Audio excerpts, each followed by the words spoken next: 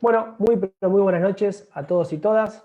Nos encontramos hoy en lo que sería el 10º programa de este ciclo de charlas, en los cuales hemos determinado llamar aportes para un programa de gobierno post-pandemia. La idea es que todos aquellos que están del otro lado empiecen a interactuar con este ciclo a través de charlas, preguntas y demás. Pueden sumarse en nuestro Facebook de Populismo K y también en nuestro canal de YouTube, en donde pueden ver también las otras 9 charlas o 9 entrevistas anteriores. En este caso queríamos también invitarlos a poder participar, poder sumarse.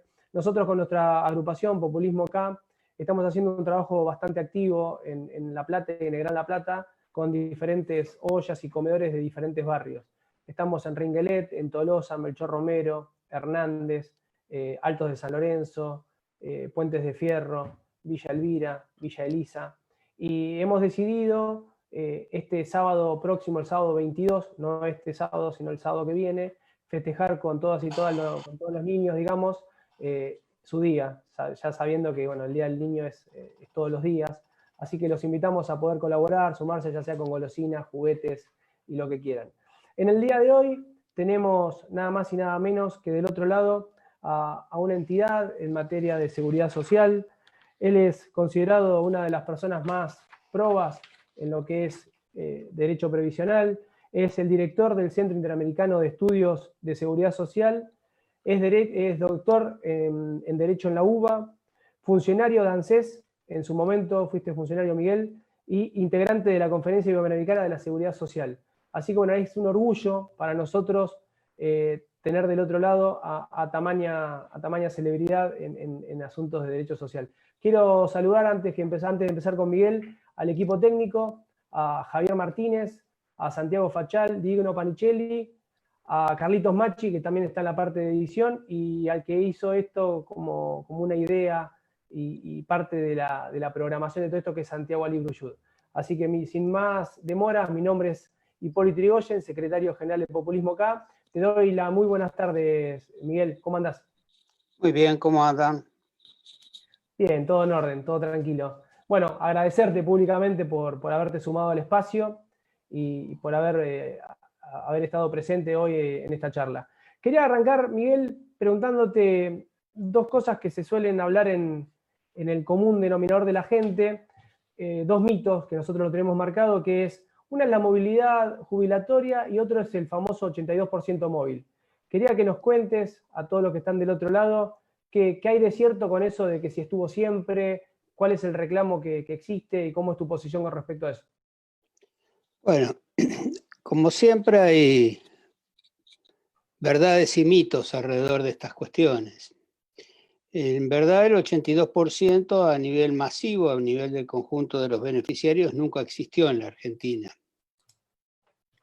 Y no existió por una razón básica, que es muy fácil de entender, que las actividades económicas se van modificando a través del tiempo. ¿Qué quiero decir con esto? Por ejemplo, cuando yo era chico, un tornero, un matricero, era lo que hoy podría ser un genio en computación, era el que armaba el auto dependía de él. Por lo tanto, era la persona mejor paga en cualquier empresa automotriz. Y tardaba una semana en hacer un block, más o menos, porque se hacía con unas arenas, cenizas especiales, se le daba forma, después se llenaba de a poquito. Y esa persona ganaba en ese momento un gran sueldo. Claro, cuando la tecnología empezó a entrar entre nosotros, hoy un chico de 18 años con una computadora hace 100 blogs por día. Y por lo tanto es un precio absolutamente depreciado como valor.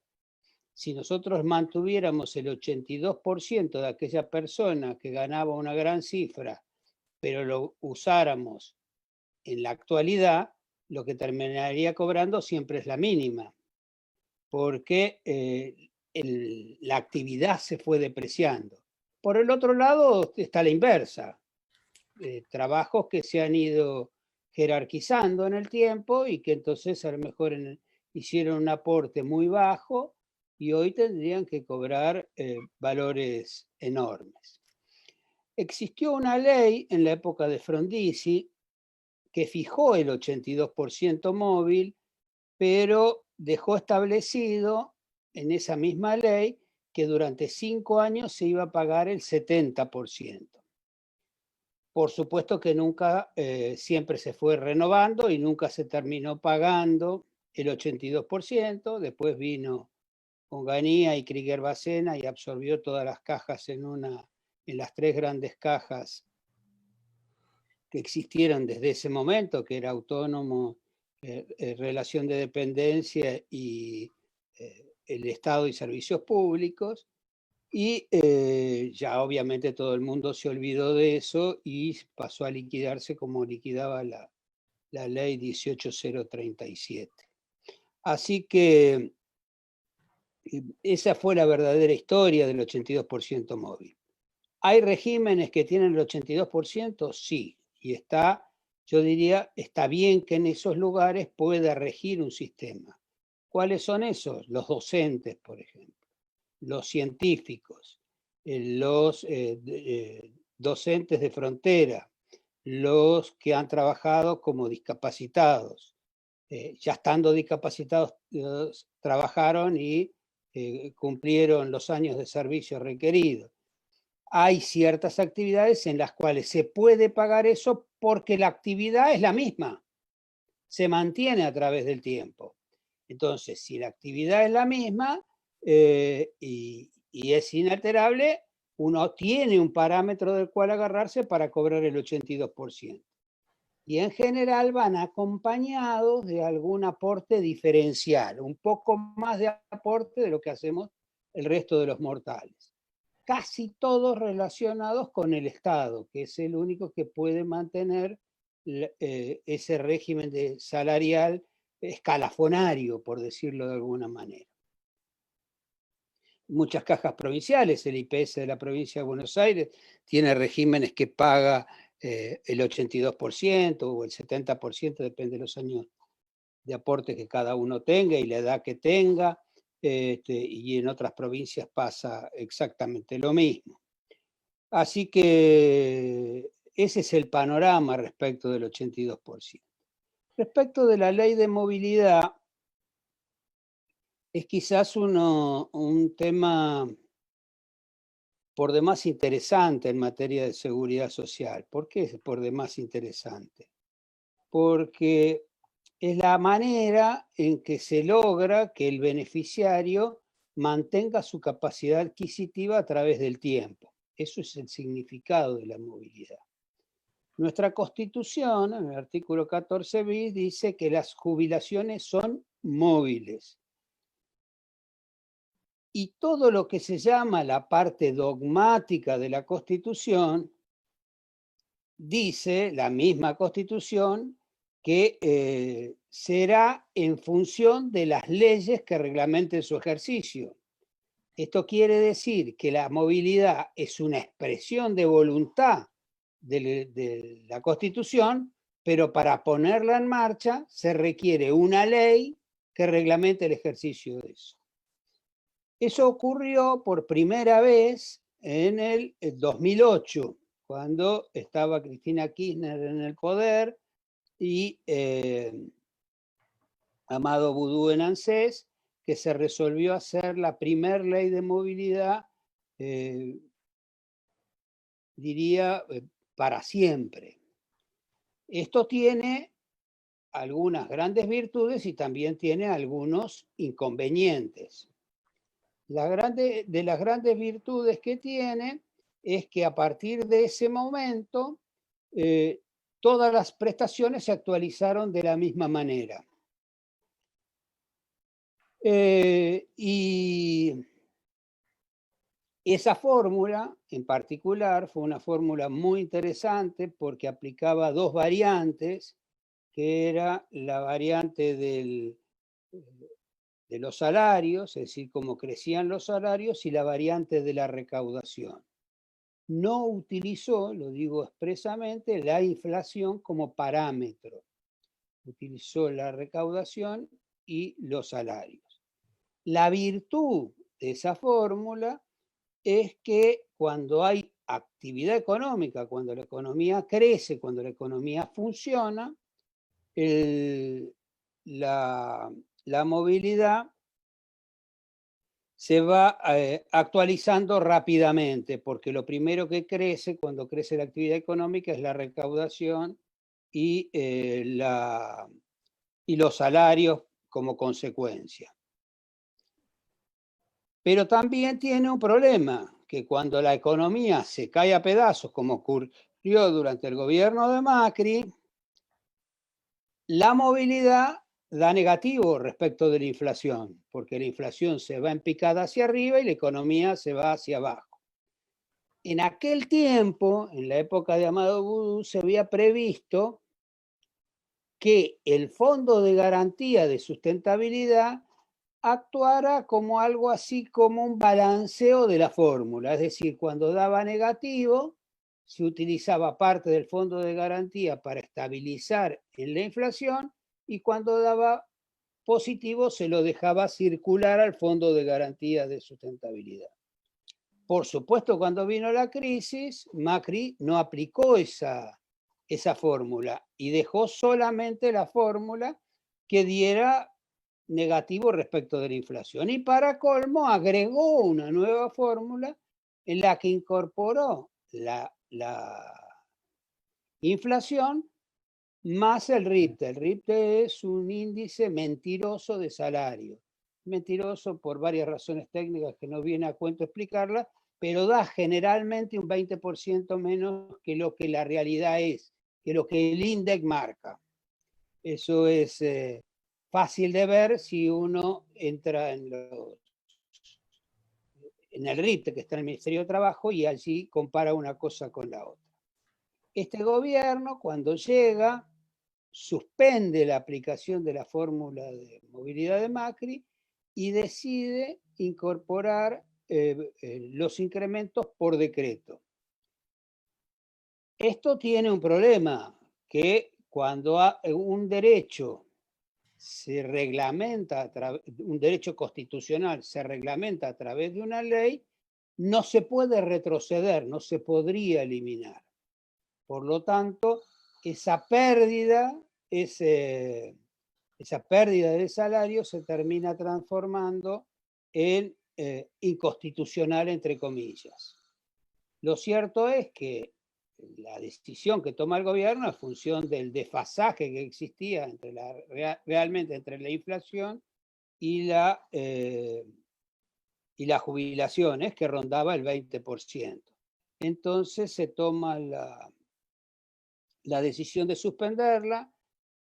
Ya se está en este momento resolviendo la fórmula de movilidad en el Parlamento, se han hecho las sesiones, yo he expuesto también en la Comisión de Previsión al respecto, y se supone que a partir del 1 de enero del 2021 tendríamos una nueva fórmula de movilidad jubilatoria que, en mi opinión, y creo que es un poco el camino que va recorriendo la fórmula, sería volver a aquella fórmula de la época de Cristina, pero ya con un fondo de estabilización, o en realidad, como técnicamente se llama, que es un fondo anticíclico, que compense contra la inflación, formada con dinero del Fondo de Garantía de Sustentabilidad.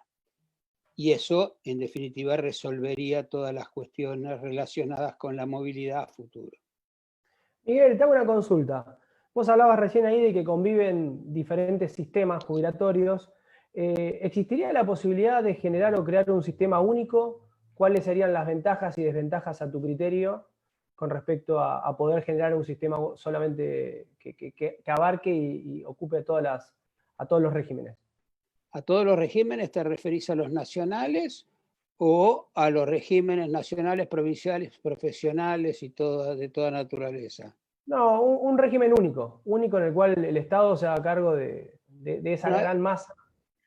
Ahí hay un tema también constitucional que es muy importante, que es que el Estado Nacional tiene la facultad de legislar sobre aquellos poderes, sobre aquellos temas en los cuales las provincias delegaron su capacidad legislativa.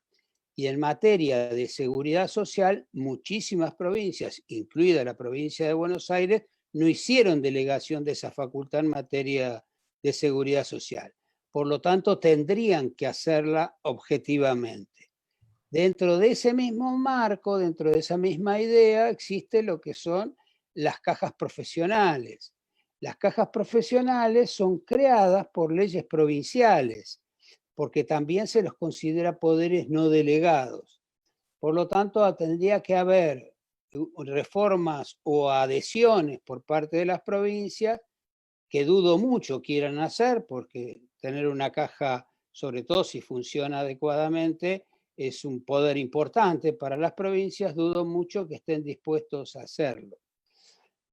Así que no creo que sea posible. Yo, en el terreno de lo ideal, si vos me dieras a decir cuál sería el terreno de lo ideal, yo creo que tendría que haber podría haber, más que tendría, podría haber una jubilación única para el conjunto de la población y que después cada uno de estos regímenes, si quieren hacer aportes, si la gente hace aportes diferenciales en cada uno de esos lugares, que tengan una segunda prestación que les mejore la general de la nación. Eso Pero me quería parece escuchar. que todavía estamos muy lejos de llegar a eso en la Argentina. No, por supuesto. Lo que pasa es que, bueno, dentro del ciclo de preguntas y demás, una de las preguntas que yo tenía para el final, pero bueno, vos te adelantaste haciéndome hincapié en las distintas modificaciones que se deberían llevar a cabo, es qué pensás con respecto a la posibilidad de modificar o generar una nueva constitución, cuáles serían las necesidades y cuáles serían las posibilidades, y obviamente que abarcaría también esto de lo cual vos también recién estábamos hablando, ¿no?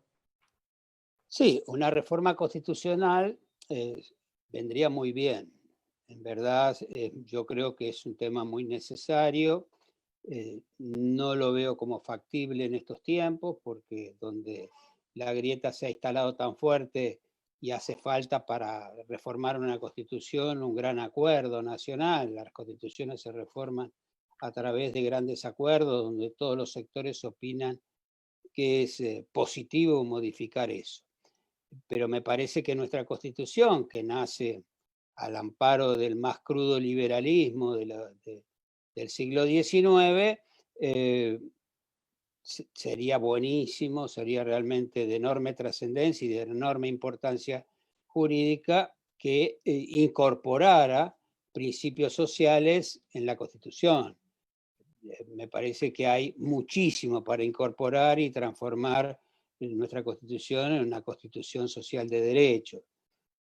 Pero bueno, también me parece que es, no va a salir de la expresión de deseos. No creo que estén dadas las condiciones políticas, salvo que pase un milagro que no pareciera estar muy a la vista, con Macri en París y los bombardeos que hacen mediáticos y Clarín y La Nación, y si para hacer una pequeña reforma judicial parece una carnicería, digo, imaginémonos si vamos a hacer una reforma constitucional. Pero bueno, los pueblos a veces logran acuerdos de esas características que parecían impensados un rato antes. Bueno, dos cosas con respecto a eso. A nosotros nos gusta mantener, aunque sea viva, esa ilusión, esa esperanza Sí, de, claro. de poder tener una constitución más inclusiva, que pueda hablar de tantas cuestiones que quedaron olvidadas, no por criticar aquel viejo código de Vélez, por ejemplo, hablando del Código Civil, sino de nuestra propia constitución del 1853, sino hablando de un montón de cuestiones que no se han podido ayornar por el paso del tiempo, como vos bien recién decías. Nosotros queremos mantener, aunque sea esa ilusión, esa esperanza de poder ayornar, como lo pudo hacer Venezuela, como lo pudo hacer Bolivia, teniendo constituciones mucho más progresistas, ¿no? Con respecto recién hablabas de la reforma judicial, que no sé si tenés alguna opinión formada con respecto. Sí. No voy a hablar de la reforma de Comodoro Pi, que se dedican los diarios y en demasía sobre ese tema.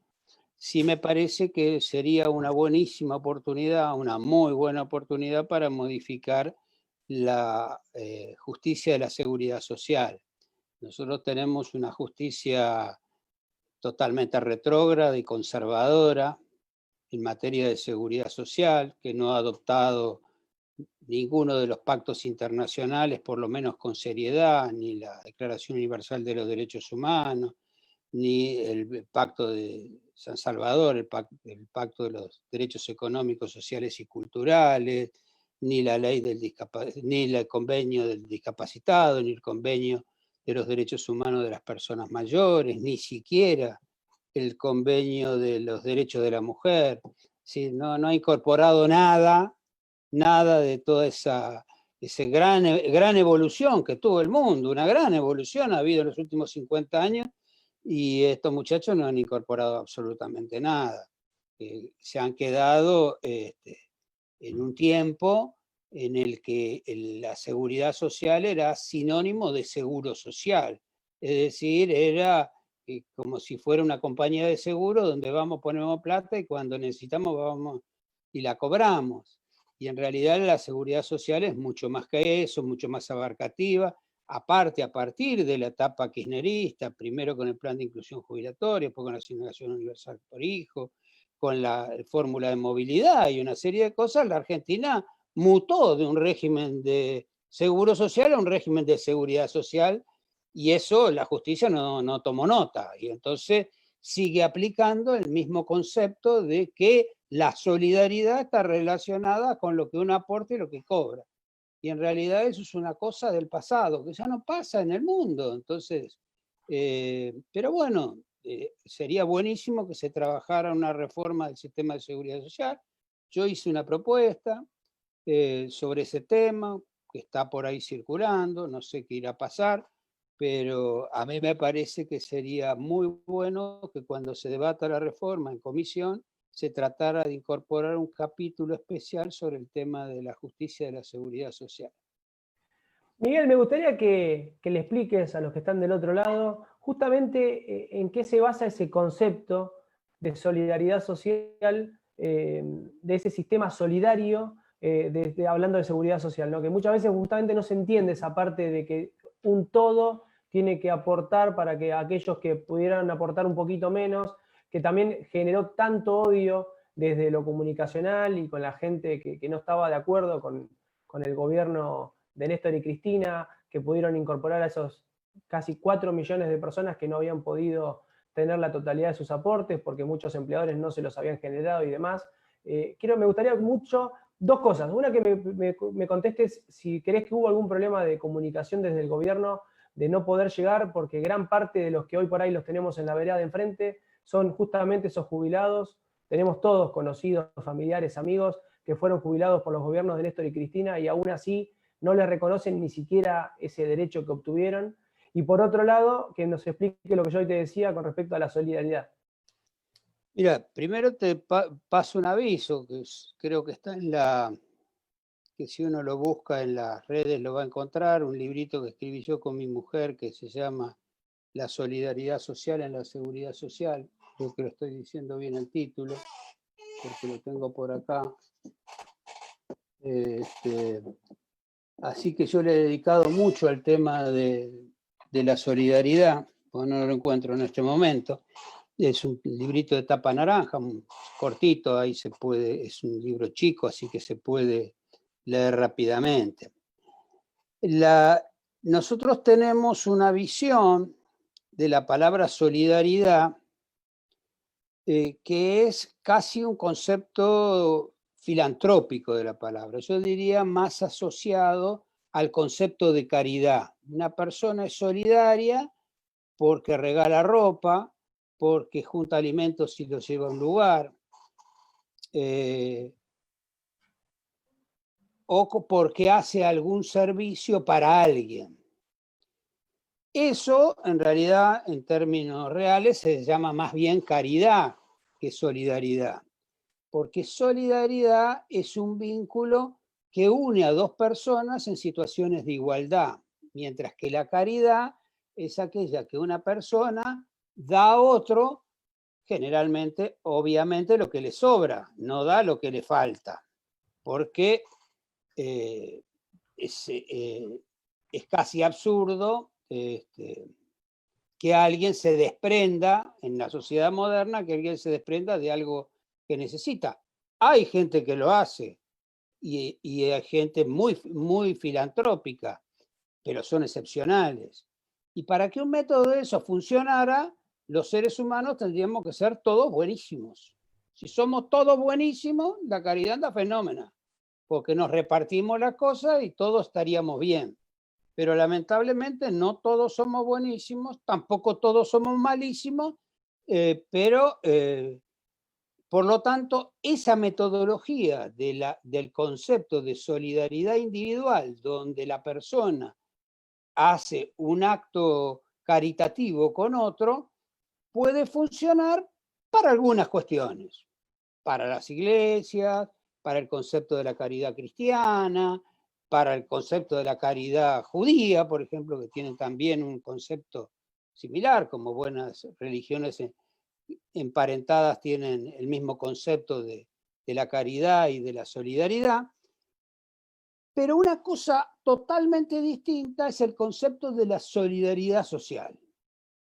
Y la principal diferencia entre el concepto de la solidaridad individualmente tomada y la solidaridad social es que la solidaridad, como nosotros la entendemos a secas, es un acto voluntario.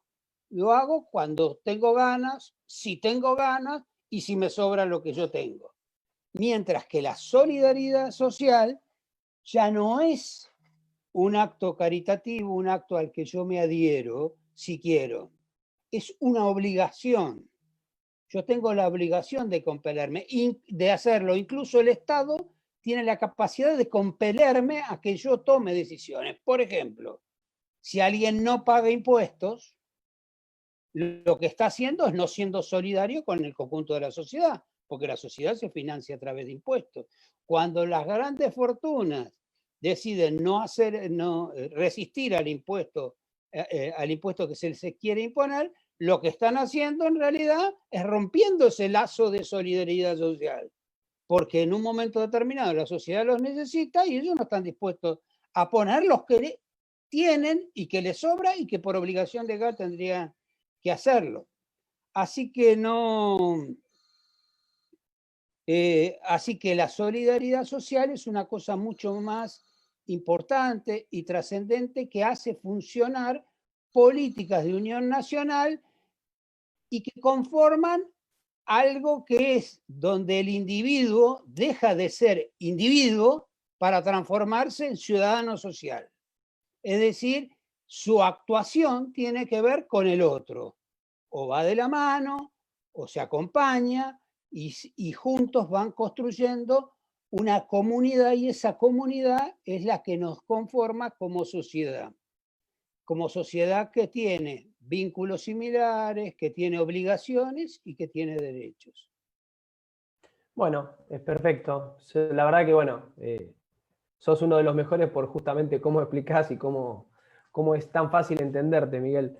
¿Qué le decís o qué le contestás a aquellos que pretenden desde siempre, desde muchísimo tiempo, alargar el periodo de trabajo, extender la edad jubilatoria, a raíz de que dicen de que, bueno, que aquellas personas de la llamada tercera edad empiezan a ser más longevas, empiezan a vivir más, que es insustentable el sistema jubilatorio y demás? Obviamente que nosotros estamos en las antípodas de eso, de la misma manera que creemos que habría que generar una mejor redistribución del trabajo en cuanto a días y horarios y no seguir trabajando o tratando de que trabaje más el que ya figura como asalariado, tratar de incluir a nueva gente que está sin poder trabajar al universo del trabajo. ¿Qué pensamos con respecto a aquella gente que tiene esa concepción de intentar que la gente, no sé, trabaje hasta los 80 años? No sé.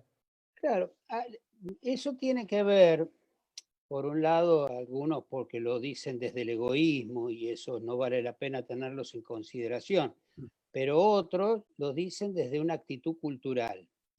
Hay una cuestión sobre todo muy argentina, de la valorización del trabajo gremializado, del trabajo corporativo, que hace que para nosotros el trabajo sea parte de la dignidad de la persona. es parte fundamental de la dignidad de persona. Apenas encontrás a alguien, hola, ¿cómo te va? Mucho gusto, ¿de qué trabajás? Primera actividad, primera cosa que se le pregunta a alguien, en general es eso. Y lamentablemente eso que en mi generación fue absolutamente normal, porque existió el pleno empleo en la Argentina en algún tiempo y se gozó de ese pleno empleo, cada día está puesto más en tensión.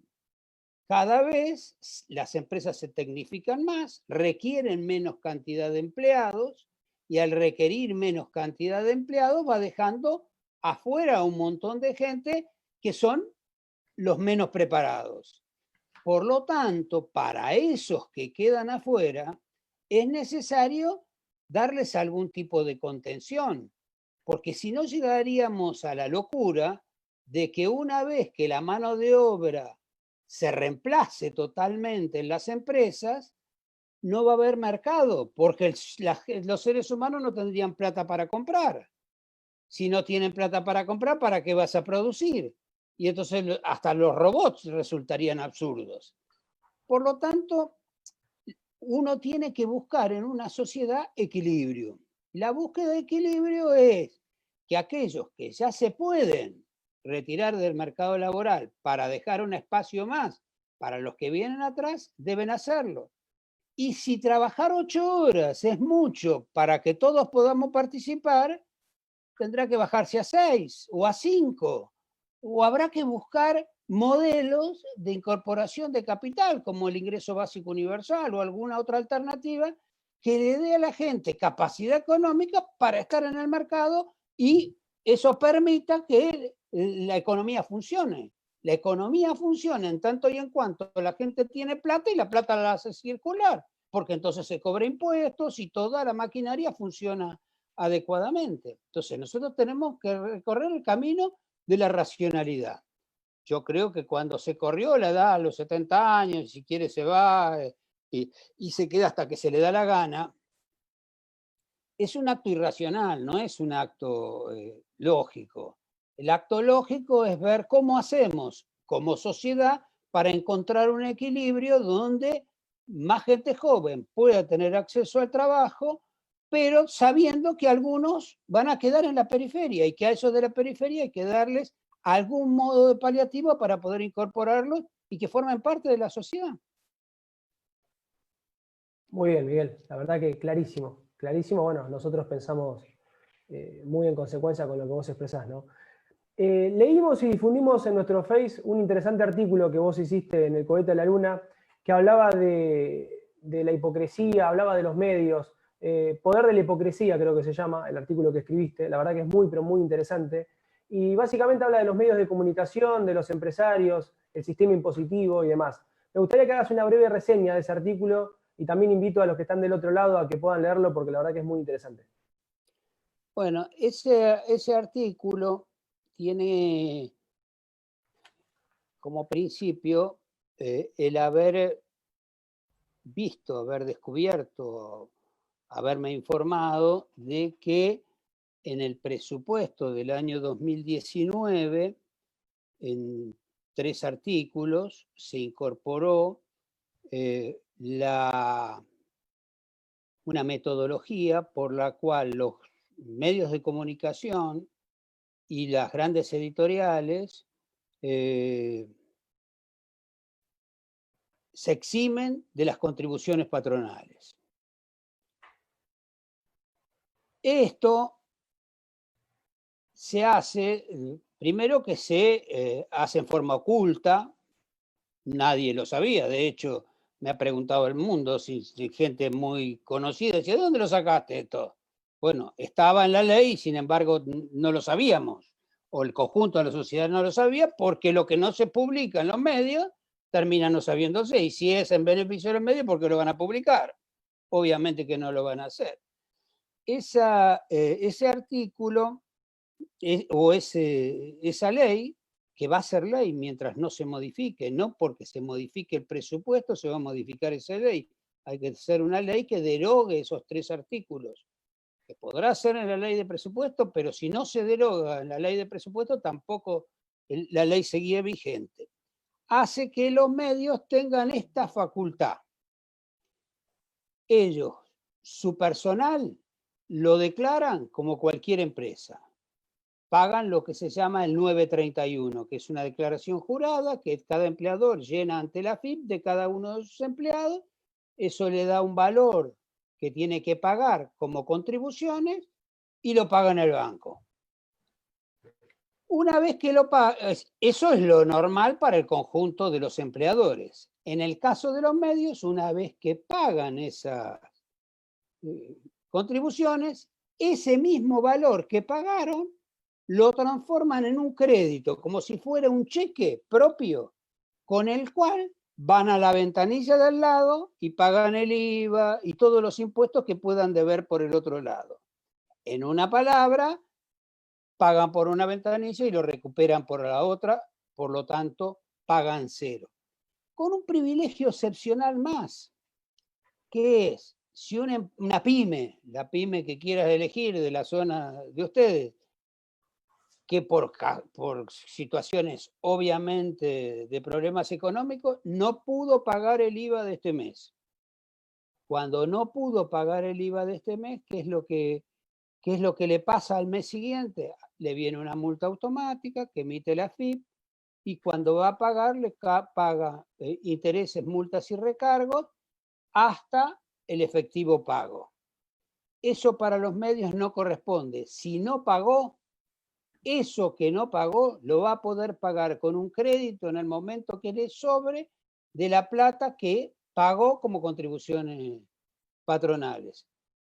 En definitiva, ¿qué es lo que pasa? Se quedan con miles de millones de pesos de los jubilados las grandes corporaciones periodísticas. Yo creo que si se tomara una decisión de estas características para pequeños periódicos, pequeñas editoriales que necesitan un empujón para ponerse en el mercado, lo vería extraordinario. Me parece que vale la pena. Ahora, que los jubilados argentinos le paguen las contribuciones a Clarín o a La Nación, me parece una ignominia imperdonable, esa es la verdad. Miguel, ¿qué medidas crees vos que serían las que habría que tomar en carácter de urgencia, siempre pensando en tratar de mejorar el sistema previsional, hacerlo más justo, teniendo en cuenta, y corregime si es que estoy equivocado en los datos, que aproximadamente un 70% de los jubilados cobran la jubilación mínima, ¿no? ¿De qué manera vos crees que sería posible, que sería viable hacer un sistema que sea un poco más justo? Entendiendo, obviamente, que no todo el mundo en su plena actividad o en su vida activa ha desarrollado la misma tarea, ha percibido su mismo salario, ha tenido las mismas responsabilidades, porque siempre se achaca y se cae en eso, de que obviamente no todos pueden cobrar y percibir lo mismo, pero atendiendo a lo que vos decías hoy, de que es necesario de que todos tengan acceso a poder comprar para que la economía funcione, no podemos tener un 70% de la población de todos los jubilados de la edad grande cobrando la mínima y apenas pudiendo subsistir, por así decirlo. ¿De qué forma vos creés que podría ser esto más justo, más equitativo? Bueno, hace un rato hablábamos del tema de la justicia de la seguridad social. Vos sabés que esta política a la que vos te referís, de mejorar a los que menos tienen, el primero que trató de implementarla fue Néstor Kirchner, que dio 12 aumentos de la mínima consecutivos. Al margen de la crítica periodística, la eterna crítica de que se achata la pirámide en Europa está mucho más achatada que en la Argentina, infinitamente más achatada que en la Argentina, pero bueno, no viene a cuento ahora tocar ese punto, pero lo cierto es que dio 12 aumentos de la mínima y eso significó lo que fue el fallo Badaro. El fallo Badaro que le representó al sistema nacional una pérdida de 15.000 millones de dólares o un pasivo eventual de 15.000 millones de dólares.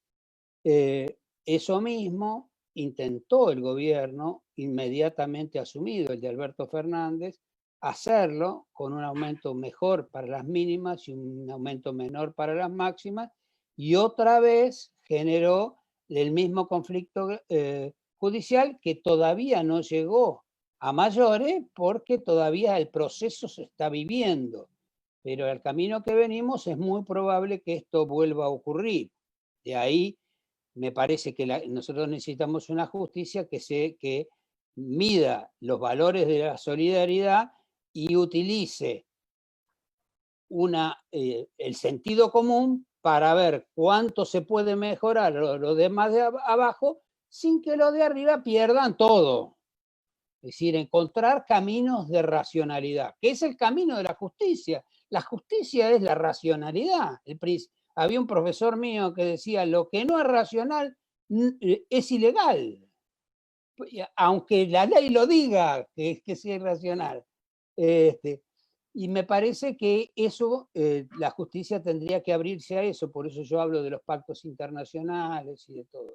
Miguel, te hago una consulta por ahí desde la ignorancia, ¿no? Y tratando de vulnerar estos fallos judiciales que por lo general siempre terminan protegiendo a los más poderosos, a los más adinerados, a los más acaudalados. Lamentablemente es la justicia que tenemos. ¿Qué pasaría o qué sucedería si son no aumentos por porcentaje, que es lo que realmente se discute y se termina judicializando, sino el gobierno determinara aumentos de una suma o un monto fijo para aquellas jubilaciones mínimas sin afectar ese porcentaje? Que las vayan haciendo como por únicas veces, digamos, y de esa forma generar un mayor incremento en las jubilaciones mínimas. ¿Esto podría de alguna manera saltear la judicialización o no? No, al revés, perjudica la judicialización, porque en este juego de las situaciones de la justicia, como la Constitución Nacional dice que las jubilaciones son móviles, la justicia ha interpretado que esa palabra movilidad significa que la movilidad tiene que ser igual para todos, para el 100% del sistema. Cuando vos das una suma fija, como no significa una movilidad genérica e igualitaria, lo que dice la justicia, y lo dijo ahora en un fallo en Salta, que las aportes como suma fija no se consideran movilidad. Y entonces ya no solo quedan con derecho los que más ganan, sino los que menos ganan también quedan con derecho porque no se considera eso movilidad. Yo creo que el camino tiene que ser siempre, siempre el del acuerdo nacional, donde se tienen que fijar pautas racionales para encontrar equilibrios que son necesarios. Yo creo que hace muy bien el gobierno y debería insistirse en esta idea de mejorar los saberes mínimos, pero también debería lograr a través de un fallo que podría ser una consulta a la justicia, a través de alguna medida que se analice o un acuerdo, o como miércoles quiera uno llamarlo, que la justicia acepte que los de abajo crezcan un porcentaje determinado, mientras que los de arriba perdamos, porque estoy casualmente entre los de arriba, perdamos para encontrar un punto de equilibrio que sea razonable, donde también, y esto también es importante, el gobierno se comprometa a hacer un esfuerzo económico para alcanzar ese nivel de equilibrio. Si uno junta esas variables y las transforma en un acuerdo de estas características, yo creo que es posible avanzar alrededor de esto. Pero la variable que mejora las prestaciones, la verdadera variable que mejora las prestaciones del conjunto de la sociedad, es la mejora económica. No existen jubilados ricos en países pobres, sino que en los países pobres los jubilados son pobres y en los países ricos los jubilados son ricos.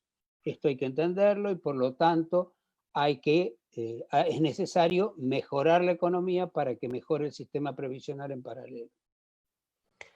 ¿Qué sensación te causó a vos en términos personales la terrible represión que se dio y se suscitó en ese intento de reforma previsional que se hizo durante el gobierno de Macri con colaboración y ayuda de la policía de la ciudad de Buenos Aires, de Horacio Rodríguez Larreta? A nosotros, en términos de ciudadanía, de militancia, la verdad que que nos generó un enorme estupor ver a diputados, a concejales del frente, de lo que hoy sería el Frente de Todos, intentando defender o tratando de que no se sesionaran esas condiciones, y a pesar de todo eso se hizo. ¿Qué te generó a vos? ¿Qué sentiste? Bueno, como decimos los abogados, me caben las generales de la ley porque la sufrí en el cuerpo ese día, así que, eh, así que me parece lo peor. Realmente la represión a los sectores vulnerables, a los más viejos, a los más jóvenes, a gente que reclama por legítimo derecho, incluso aunque reclame que no sea legítimo, porque a lo mejor lo que para mí es legítimo para vos no es, entonces vos tenés el mismo derecho de reclamar que yo tengo, y hacer vivir una democracia participativa me parece que es lo que corresponde. A mí me parece que la violación de todos los derechos que se hizo ese día, lo único que hizo fue, porque los golpes y las heridas uno se las cura rápidamente, aparte no va a ser ni la primera ni la última vez que en una movilización uno recibe un palazo. Pero lo que no se cura es el daño político, y ahí empezó la caída de Macri. Así que en cierto modo, si vos me decís qué pienso de la movilidad, de la marcha esa, tengo el mejor de los recuerdos porque creo que empezó el tobogán donde se cayó Macri, que era lo más importante, y el neoliberalismo atrás, ¿no? Por supuesto. Sin ningún lugar a dudas, yo creo que fue justamente el inicio de la caída, por lo menos visual, del gobierno de Macri, porque era imposible tapar la cantidad de heridos que hubo en la represión, ese intento absolutamente fuera de la lógica que uno puede llegar a tener para poder sesionar en condiciones normales o dignas. Y la verdad que creemos nosotros que también que fue ese el principio del caos, digamos, que ya nosotros lo veíamos, que ya sabíamos, pero que por ahí no se vivenciaba tanto. ¿Por qué será que todas las derechas, por lo general, siempre atacan a los jubilados, a la educación y a los científicos? Por lo general, son tres ejes que suelen tomar como bandera, y gran parte, lo triste de esto es que gran parte de la sociedad adhiere justamente a combatir a esos tres sectores. ¿Qué crees vos con respecto a esto? Bueno, yo creo que hay varios factores. En el caso de lo que es los sectores de poder argentino, la oligarquía argentina, hay un apego cultural a visiones extranjerizantes, particularmente a lo que se dicta en Estados Unidos o en los grandes centros de poder, que los dan como verdades reveladas. Además, estamos tremendamente influidos por la Embajada de Estados Unidos, que entrena de distintas formas y que transmite esas cosas a través de los medios de comunicación en forma masiva. Y entonces algunos lo absorben, como siempre pasa. Y además hay una cuestión aspiracional de la oligarquía argentina. La oligarquía argentina, para cualquier persona que nace en lo que se puede interpretar como sectores oligárquicos, salvo algunas grandes excepciones, siente que para pertenecer hay que sentir rechazos hacia todo lo que es nacional y popular. ¿Y qué cosa puede ser más nacional y popular que la educación, que es quizás lo que nos dio origen de nación, lo que nos transformó en esa movilidad vertical que tuvo la Argentina, que generó aquello de mi hijo el doctor, y la seguridad social, que es el proceso de distribución del ingreso que corresponde, y ni hablar la ciencia, porque la ciencia te separa o te iguala con el mundo para poder discutir de igual a igual. Y como un país que tiene que dedicar su vida, de acuerdo al concepto de la oligarquía argentina, a crear vaquita y producir trigo, se va a meter en semejante cosa como es la fabricación de productos científicos. Entre paréntesis, te comento que como me ofrecí de voluntario para probar la vacuna de Pfizer, el martes voy a vacunarme, así que voy a tener el placer de vivir esa experiencia, que quería hacerlo con con mucho entusiasmo y se va a dar. Bueno, felicitaciones por el desafío. La verdad que nosotros también de alguna manera estamos contentos y orgullosos que nuevamente un gobierno nacional y popular esté al servicio de la gente, esté al servicio de la sociedad y en este caso vaya a estar al servicio de toda Latinoamérica. Ya lo explicó el presidente, obviamente, que exceptuando Brasil, seguramente entre Argentina y México harán la totalidad de las vacunas necesarias para toda Latinoamérica. Así que nuevamente es un gobierno nacional y popular de esos que peyorativamente siempre son tildados de otra cosa, los que empiezan a dar respuestas y resolverle las cuestiones a la gente. Y a propósito de esto, te quería preguntar a vos, ¿qué concepto tenías con respecto al IFE, a la ATP y a esa posibilidad que circuló de generar un ingreso universal, que no es un concepto que nace ni de Argentina ni de Latinoamérica, sino que está sacado y por ahí es surgido desde Europa con respecto a la renta básica universal? ¿Qué te aparecen estos conceptos y qué crees que se puedan llegar a dar en la Argentina? Bueno, yo le he dedicado muchos años de mi vida al estudio del ingreso básico universal. Yo creo que es la herramienta de la seguridad social del futuro. Yo creo que, no sé si saldrá ahora o no saldrá en este momento, pero lo que sí creo que tarde o temprano va a llegar. Es como, salvando las distancias, cuando el mundo vivía a través de monarquías absolutas, parecía que el mundo se iba a quedar siempre allí.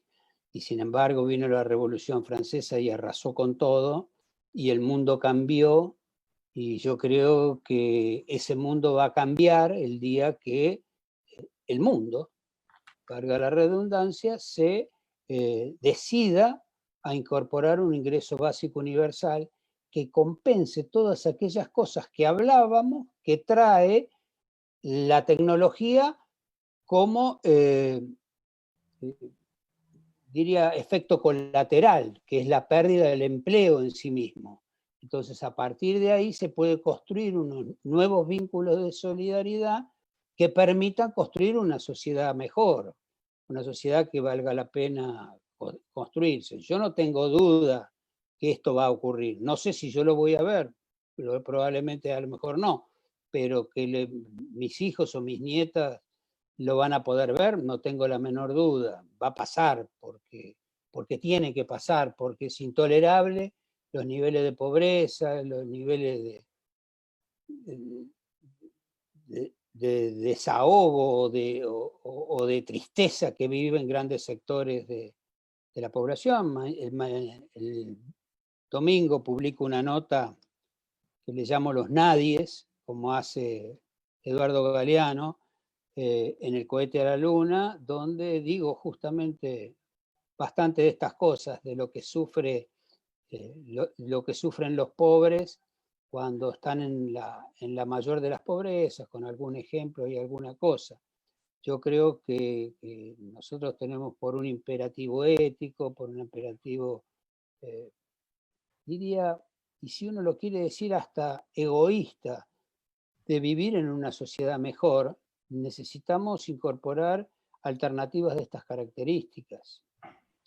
Si no, nos fagocitamos los unos a los otros, porque el camino, ¿cuál es? La represión, la muerte, la explotación brutal de los sectores de poder contra los más vulnerables, son nuevos modos de esclavitud. ¿Cuál es el camino que se abre? Bueno, yo creo que el único camino posible es el camino de la adecuada redistribución del ingreso, que genere una epopeya en los argentinos, que es encontrar ese mundo de igualdad del que tanto soñamos. Ustedes, porque son jóvenes ahora, cuando yo era joven pensábamos lo mismo, también queríamos un mundo más igualitario. Es una lucha de generaciones y generaciones. Estoy seguro que los que venían antes también pensaban lo mismo. Por supuesto, había algunos, otros no, como siempre pasa. Las resistencias también son muy grandes para lograr esto. Incluso los propios organismos internacionales hacen una resistencia enorme a estos temas. Entonces, nosotros tenemos que ir abriendo puertas de a poco y atrevernos a jugar una carta de estas características. Y ojalá sea lo antes posible, porque Mira, Einstein lo explicaba en aquella famosa frase que decía que locura es hacer lo mismo y esperar resultados distintos. Si hacemos lo mismo, vamos a seguir teniendo la misma cantidad de pobres, vamos a seguir viviendo en estados de inseguridad, vamos a tener que vivir enclaustrados en casas llenas de rejas. Y en realidad lo que nosotros queremos es vivir en libertad, que el otro sea nosotros y no que sea ese. Digo, esas cosas me parece que todo eso lo puede modificar una decisión de estas características. Después se podrán ir buscando los puntos, cómo se desarrolla, cómo se aplica, cómo se evoluciona. Pero es el futuro y al futuro no hay forma mejor que abrirle la puerta y dejarlo entrar. Miguel, para ir cerrando, me gustaría que nos cuentes o qué pensás vos con respecto a qué rol ocupan hoy los medios de comunicación con respecto a esa discusión de tener un mundo más equitativo, más igualitario, a generar empatía, de que se pueda transmitir esto desde los grandes medios de comunicación, esos medios masivos. Hoy por hoy nosotros estamos muy prestos a echarle mucha culpa a los medios, yo también me identifico con esa parte. Vemos hoy, me nombrabas hoy vos, por ejemplo, el cohete de la Luna, y vemos como una persona como Horacio Berbisky, uno de los periodistas más reconocidos en nuestra Argentina, que fue separado de alguna manera de Página 12 y pudo construir un portal como el cohete de la Luna, que hoy es visitado y visto por muchísima gente y es muy importante. Por un lado, eso fue una especie de solución que se pudo encontrar como para poder comunicar desde otro lugar, pero nunca alcanza como para combatir con los grandes medios hegemónicos. Pero en contraprestación de esto que yo te estoy manifestando que pasa hoy, antes los poderes concentrados se mantenían de la misma manera, sin esos grandes medios hegemónicos de comunicación. ¿Cómo ves vos ese contrapunto de lo que sucedía antes y sucede hoy, que nosotros le echamos grandes culpas, digamos, a estos medios? Bueno, los grandes medios siempre influyeron en la conciencia nacional y siempre fueron, o generalmente fueron, voceros de las oligarquías nacionales. La prensa era un caso paradigmático en su momento, era lo más rancio de la oligarquía, era la prensa. Una oligarquía media, la abarcaba la nación, y por ahí ya algo más de sectores medios era Clarín. Pasa que Clarín se dio vuelta y pasó del otro lado, ocupó el lugar de la prensa ya. Entonces, pero además con algo más agravante, que quizás antes no ocurría tanto. Antes defendían intereses generales, es decir, la nación defendía los intereses del campo. Era conocido que defendía los intereses del campo. Pero Clarín ahora defiende sus propios intereses. Ya no son los del campo, son los de Mañeto y compañía, de la empresa. Es Telecom, son las empresas personal y todas las empresas de comunicaciones, y son los cables, y son los canales de televisión. Es un pool que dedica a defender sus propios intereses y el resto que se pudra. De hecho, lo que hablábamos de la ley que logra en la época de Macri para que le saquen las contribuciones, es para ellos, no es para todos los amigos del campo como hubiera pedido la Nación en su momento. La Nación ya no es capital nacional virtualmente, está cruzado por capitales internacionales también, y también juega el mismo rol. Yo creo que lo que se ha modificado muy fuertemente es que hoy los medios, en su conjunto, los grandes medios, defienden intereses nacionales e internacionales de muchísimo peso. Y entonces nos transmiten con el dramatismo, la impunidad con que tienen para transmitir algunas cosas y, bueno, y todas las cosas que hemos vivido en los últimos tiempos. Pero también es cierto, y esto es muy importante recordarlo, pero que es que a pesar de todo eso que hacen los medios, Cristina le ganó las elecciones con un teléfono. Es decir, no son invulnerables. No es que son hacen lo que se les da la gana. Me quedo con esa frase que es para colgarla en un cuadrito, ¿no? Cristina le ganó las elecciones con un teléfono. Así y es verdad, y a nosotros nos encanta que esa lucha tan desigual a veces se pueda dar y podamos nosotros quedar como vencedores, ¿no? Dentro de lo que es el campo nacional y popular. Me quedo con esa frase, Miguel, que es hermosa. Bueno. Muchísimas gracias por estar del otro lado. No sé si te quedó algo más por decirnos. La verdad que para nosotros es un placer tenerte y escucharte. Se aprende escuchándote y eso es lo mejor que nos puede pasar a nosotros. Bueno, gracias a vos y hasta siempre. Gracias, Miguel. Los quiero invitar a todos y todas al próximo miércoles. El miércoles 19 vamos a estar en un conversatorio en el cual se va a llamar Economía, Democracia Popular y Poder Constituyente. Van a estar nada más y nada menos que Amado Boudou, Guillermo Robledo, Leonardo Buberman y quien les habla, Hipólito Bernabé Irigoyen, secretario general de Populismo K. Y el próximo viernes, ya como parte de este ciclo de charlas, vamos a estar nada más y nada menos que con Milagro Sala. Así que los esperamos tanto el miércoles como el 19 miércoles y el 21 viernes. Abrazo grande para todos y todas y que tengan un muy, pero muy buen fin de semana.